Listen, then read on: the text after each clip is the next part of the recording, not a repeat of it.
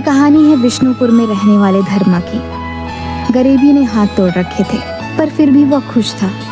2 वक्त का खाना और सुकून था, पर यह सुकून ज्यादा दिनों तक नहीं रह सका। शादी के कुछ महीनों बाद ही एक दुर्घटना में उसने अपना एक पैर गंवा दिया था।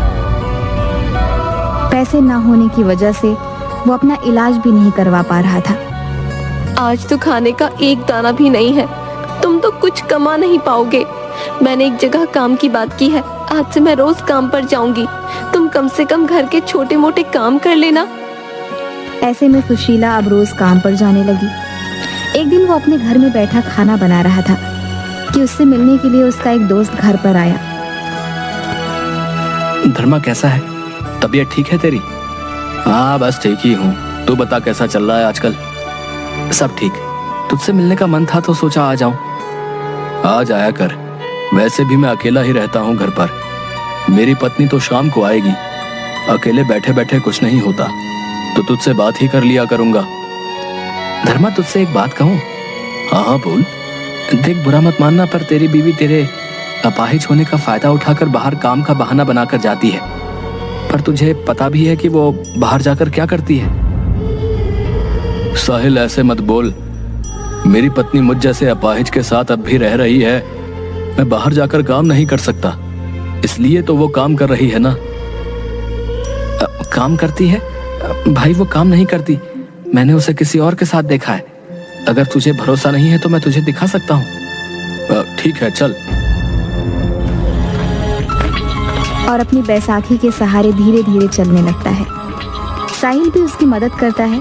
फिर वो उसे लेकर घर की तरफ चला जाता है और बोलता है, मैं रोज उसे इस घर से किसी आदमी के साथ निकलते हुए देखता हूँ। तू यहीं रुक। कौन है? जे काम था। वो औरत दरवाजा खोलती है तो सामने धर्मा और साहिल को देखकर हैरान रह जाती है। ये धर्मा की पत्नी सुशीला थी। वो उसे देखकर हैरानी से बोली, आप यहाँ क्या कर रहे हैं? धर्मा खुद हैरान था। वो गुस्से से उसे घूर रहा था और सुशीला के पीछे से आते हुए वो आदमी बोला, कौन है सुशीला? अच्छा तुम हो सुशीला के पति? हाँ हाँ बताया था उसने, तुम अपाहिज हो, बिना सहारे के चल नहीं सकते। धर्मा की आंखों से आंसू बहने लगे। वो कुछ नहीं बोला, बस चुपचाप रोते हुए अपनी पत्नी को देखता रहा। तो वो बोली, रोना बंद करो और जाओ यहाँ से। तुम्हें झेलते झेलते थक गई हूँ मैं। एक अपाहिज के साथ रहना कितना मुश्किल होता है, पर अब मैं तुम्हारे साथ नहीं रहूंगी। मैं बिलुआ से शादी करूंगी। जाओ यहाँ से। अपने इस टूटे पैर का इलाज तो करा नहीं सकते और बड़े आए। साहिल धर्मा को अपने साथ घर ले आता है। आज धर्मा ने बहुत प्यार से और अपने बचाए पैसों से सुशीला के लिए समोसे बनाए होते हैं। सोचा था थक कर आएगी तो दोनों साथ मिलकर प्यार से बातें करते हुए खाएंगे, पर अब धर्मा का कोई ऐसा इरादा नहीं था। उसने वो समोसे साहिल को देते हुए कहा, मेरा तो दिल अब कुछ भी करने का नहीं कर रहा। किसी लायक नहीं हूं मैं, पर अन्न का अपमान नहीं कर सकता, इसलिए ये तुम खा लो। धर्मा ऐसा मत बोल। अगर उस औरत को तेरे साथ नहीं रहना, इसका मतलब ये नहीं कि तू किसी लायक नहीं है। पर सच यही है कि मैं कुछ नहीं कर सकता। मुझ जैसा अपाहिज भला क्या करेगा, जो बिना सहारे के चल तक नहीं सकता।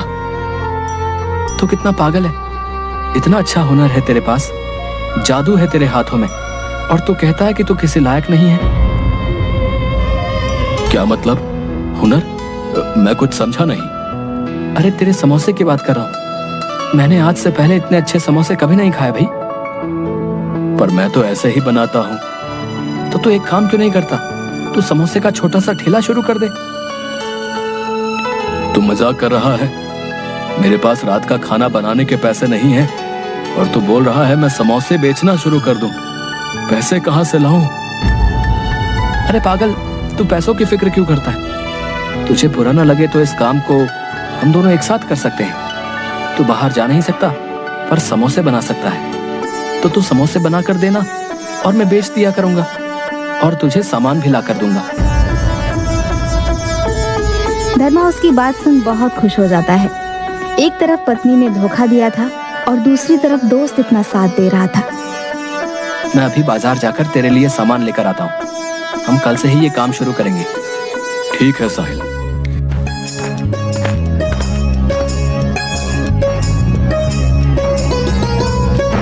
साहिल मार्केट से सामान ले आता है और अगले दिन धर्मा सुबह सुबह 100 समोसे तैयार कर देता है। साहिल उन समोसों को बेचने के लिए निकल जाता है।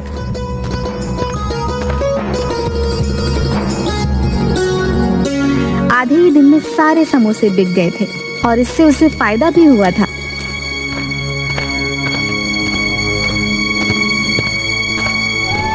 तू बहुत अच्छा दोस्त है रे।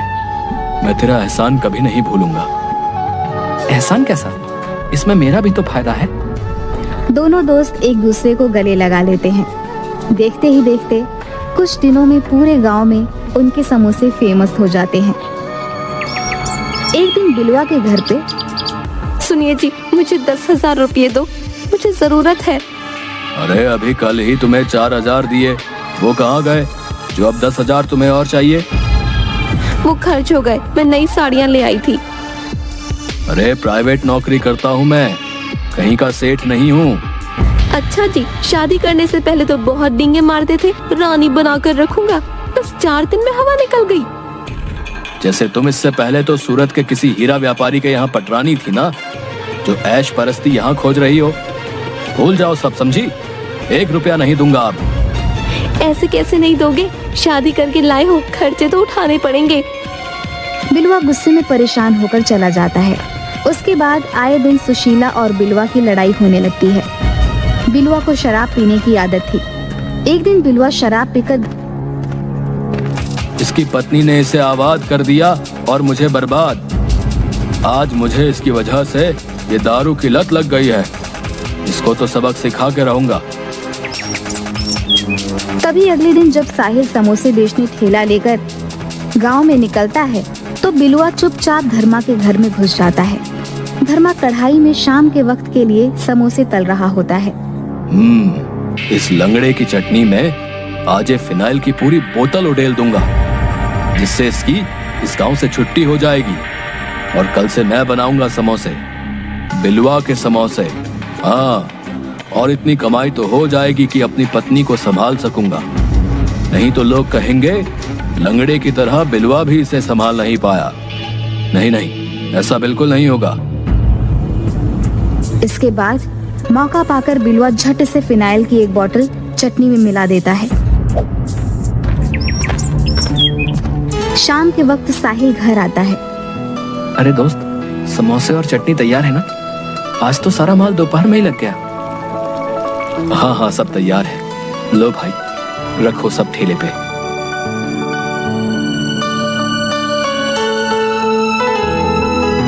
समोसे खाओ, गर्मा गर्म समोसे। आओ भाई, धर्मा के मशहूर समोसे खाओ। अरे भाई रुको जरा, मुझे स्कूल के बच्चों के पार्टी के लिए 50 समोसे चाहिए। हो जाएंगे क्या? हाँ हाँ, क्यों नहीं, अभी लो श्रीमान।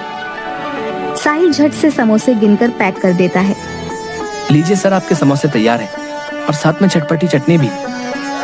धन्यवाद भाई, ये लीजिए आपके पैसे।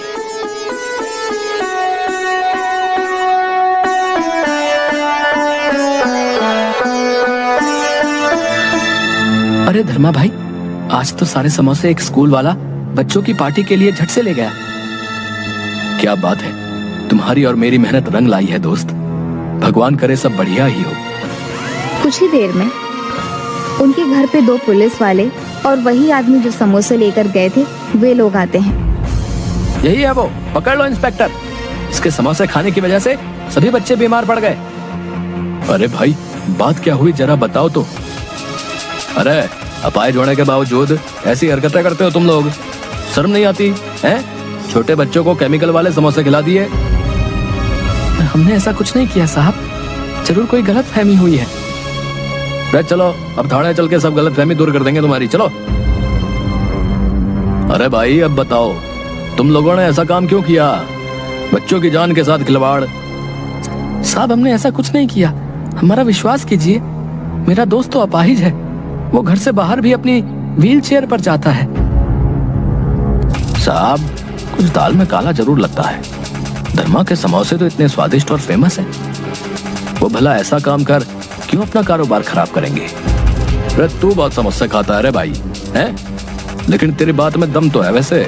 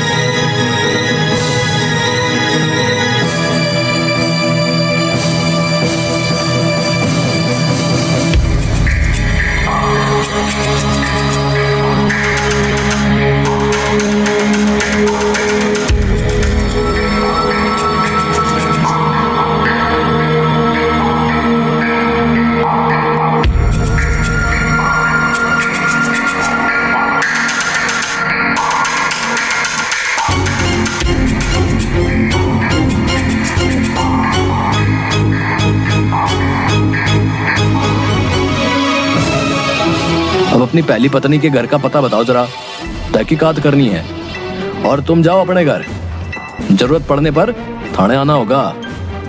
उसी शाम बिलवा समोसे बनाने की सामग्री लेकर और शराब के नशे में चूर घर आता है। सुशीला, इधर आ, अभी जल्दी से गर्मा गर्म समोसे बना, हम आज से समोसे बेचेंगे। आपका दिमाग ठिकाने है कि नहीं? मुझे नहीं आते समोसे बनाने। एक झापड़ में बत्ती से निकाल लूंगा तेरे लिए मैंने उस धर्मा का धंधा बंद करवाया और तू अब समोसे नहीं बनाएगी?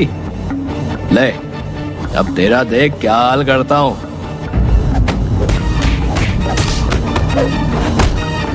किस्मत से उसी वक्त साहिल धर्मा की व्हील चेयर धकेलता हुआ वहीं से गुजर रहा था। सुशीला धर्मा को रोते हुए कहती है,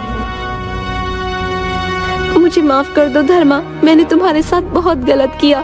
तुमने तो कभी मुझ पर हाथ भी नहीं उठाया था, पर मैंने तुम्हारे साथ जो किया, भगवान मुझे उसकी सजा दे रहा है। मुझे माफ कर दो धर्मा, मुझे माफ कर दो। अरे उससे क्या माफी मांग रही है? इधर आ, तुझे मजा चखाता हूँ। जो तुमने किया उसकी सजा तुम्हें मिल चुकी है, और अब बिलवा जो तुम्हारे साथ कर रहा है उसे उसकी सजा मिलेगी। हेलो पुलिस स्टेशन, यहाँ पर एक शराबी आदमी अपनी बीवी को मार रहा है, आप आकर उसे अरेस्ट कर लीजिए। सुशीला, तुम चिंता मत करो, पुलिस अभी आती ही होगी इसे अरेस्ट करने। तुम बिल्कुल मत घबराओ, वो अब तुम्हारा कुछ नहीं बिगाड़ पाएगा। तुम धन्य हो धर्मा, तुम धन्य हो। जिस औरत ने तुम्हारे साथ इतना बुरा किया, तुम आज उसे ही बचा रहे हो। मैं जाने किस मुंह से तुमसे माफी मांगू। तुमने अपनी गलती स्वीकार की, ये बहुत है। अब रोना बंद करो और जाओ अपनी जिंदगी की नई शुरुआत करो। और हाँ, फिर से कभी किसी का भरोसा मत तोड़ना, क्योंकि हर कोई ये दुख नहीं सहन कर सकता। मैं भगवान से प्रार्थना करूंगी कि तुम हमेशा खुश रहो। साहिब, धर्मा और साहिल भैया बेकसूर है। ये सब किया धरा बिलुआ का है। बिलुआ ने ही फिनाइल चटनी में मिलाया था। अबे ले चलो इस झूलेलाल को थाने में, इसकी सारी हेकड़ी निकालते हैं। और धर्मा और साहिल भाई, आप लोगों को जो तकलीफ हुई उसके लिए माफी। चलो भाई। अब धर्मा की जिंदगी में सब कुछ ठीक हो चुका था।